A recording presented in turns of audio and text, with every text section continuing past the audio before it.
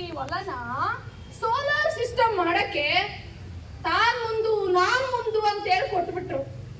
ಆಮೇಲೆ solar ಕುಡ್ಕೊಂಡಿರ್ತೀರಿ, solar ಹೊಟ್ಟೆಗೆ ತಿನ್ಕೊಂಡು ಬದುಕ್ತೀರಿ ನೀವೆಲ್ರು. ಹೆಂಗ್ರಪ್ಪ ಬದುಕ್ತೀರಿ? ನಮ್ ರೈತ ದೇಶಕ್ಕ ಅನ್ನ ಹಾಕೋನು ಅಂತಾರ. ಇವತ್ತು ಅದ ರೈತನಿಗೆ ತುತ್ತ ಅನ್ನದ ಗತಿಲ್ದಂಗ ಆಗೈತಲ್ಲ. ಏನ್ ತಿಂದು ಬದುಕ್ತೀರಿ ನೀವೆಲ್ಲ? ಎಲ್ಲೋ ಕೇಳಿದ್ದೆ, ಯಾವ್ದೋ ದೇಶದಾಗ ಹೊಟ್ಟೆ ಹಸುವಾದ್ರೆ ಅದೆಂತದೋ ಗುಳಿಗಿ ಇಂಜೆಕ್ಷನ್ ತಗೊಂಡು ಬದುಕ್ತಾರಂತೆ. ನೀವುಗಳು ಕೂಡ ಗುಳಿಗಿ ಇಂಜೆಕ್ಷನ್ ತಗೊಂಡು ಬದುಕ್ತೀರೇನಪ್ಪ? ರೊಕ್ಕ ರೊಕ್ಕ ರೊಕ್ಕ ಅಂತ ಸಾಯ್ತಿದಿರಲ್ಲ. ಹಸುವಾಗಿದ್ರು ರೊಕ್ಕ ತಿಂದ್ರೆ ಹೊಟ್ಟೆ ತುಂಬತೈತಿ. ನಾನು ಬಡ್ಕೊಂಡೆ, ಹೊಲ ಕೊಡೋದ್ ಬೇಡ, ಮಕ್ಕಳಿಗೆ ಕೋಕಿ ಕೊಡೋದ್ ಬೇಡ ಅಂತ.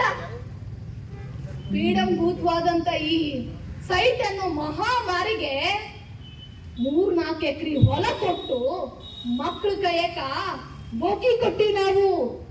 ಯಾಕ ನಿಮ್ಗೆ ಯಾರಿಗೂ ಗೊತ್ತಿಲ್ಲ, ಇಲ್ಲೇ ಅಗ್ರಿ ಬೊಮ್ಮನಹಳ್ಳಿ ಸುತ್ತಮುತ್ತ 1000 ಎಕರೆನ ಸೈಟು ಸೈಟು ಅಂತ ಹೇಳಿ ಹೊಲಗಳು ಕೊಟ್ಟು ರೊಕ್ಕ ತಗೊಂಡ್ ಜೀವನ ಮಾಡಕತ್ತಿರಲ್ಲ.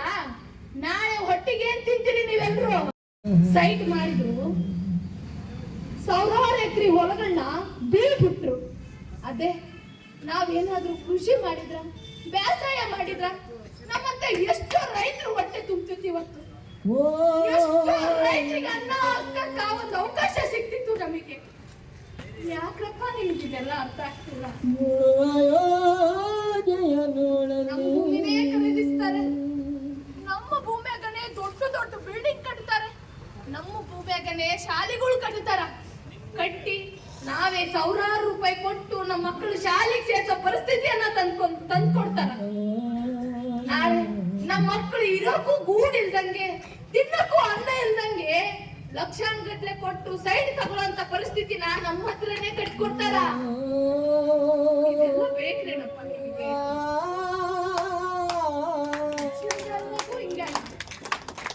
ನಮ್ಮನೆ ಅಂತ ನಿಮಗೆಲ್ಲ ಕೈ ಮುಗಿತೀನಿ, ದಯವಿಟ್ಟು ಭೂಮಿ ಮಾರ್ಬೇಡ್ರಪ್ಪ.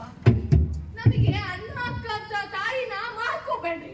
ಮೆಚ್ಚಿದೆ ಕಣಮ್ಮ, ನೀನು ಮಾತ್ರ ನಾನು ಮೆಚ್ಚಿದೆ. ನೋಡಮ್ಮ, ನೀನೆಂತ ಒಂದು ಹೆಣ್ಣು ಮನೆಗಾಗಿರ್ಬೋದು, ನಮ್ಮ ಊರಲ್ಲಾಗಿರೋ ಒಂದು ಹೆಣ್ಣು ಇದ್ದಪ್ಪ ಅಂದ್ರೆ ರೈತರು ಭೂಮಿ ಕೊಡೋದಲ್ಲ, ಒಂದ್ ಇಡೀ ಮಣ್ಣು ಕೂಡ ಕೊಡಂಗಿಲ್ಲ.